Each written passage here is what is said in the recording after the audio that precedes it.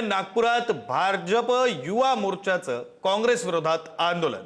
दिल्लीत AI समिटमध्ये काँग्रेसने केलेल्या आंदोलनाचा निषेध करण्यासाठी हे आंदोलन करण्यात येत आहे। आंदोलकांकडून राहुल गांधींविरोधात गुन्हा दाखल।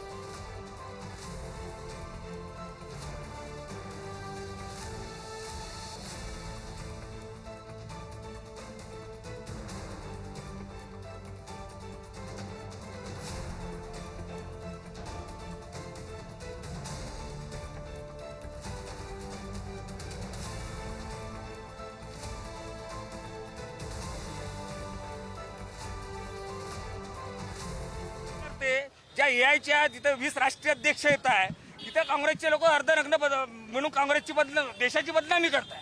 ते चालते। काही कार्यकर्त्यांनी राहुल गांधीच्या याला पोस्टरला जोडे बिगरे मारले, तर पोलिसांना नाही आवडलं। काय मारतोय बा, त्याच्या कार्यकर्त्यामध्ये थोडं बहुत झालं असं काही नाही।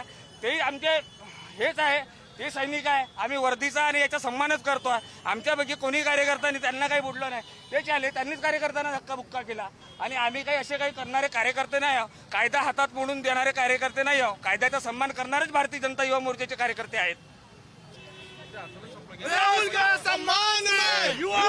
आपण पाहू शकतो विक्रांत की इथे जे आंदोलन करण्यात आलेलं आहे, AI समिटमध्ये जे दिल्लीमध्ये जे आंदोलन करण्यात आलेलं होतं त्याच्या विरोधात जे आहे ते आता इथे नागपुरात भारतीय जनता युवा मोर्चाच्या कार्यकर्त्यांतर्फे आंदोलन सुरू आहे।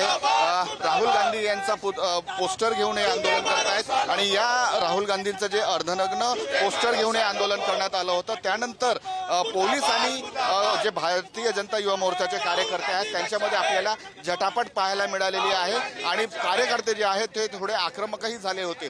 मात्र ज्या प्रकारे AI समिटमध्ये युवक काँग्रेसच्या कार्यकर्त्यांनी जे आंदोलन केलं होतं त्याच्या निषेधार्थ हे नागपूरच्या टिळक पुतला महाल येथील हे आंदोलन सुरू आहे आणि या आंदोलनाच्या माध्यमातून भारताची बदनामी करण्याचा प्रयत्न जो आहे तो काँग्रेसने केलेला आहे आणि त्याच विरोधात हे आंदोलन सुरू असल्याचं भारतीय जनता युवा मोर्चाचं म्हणणं आहे।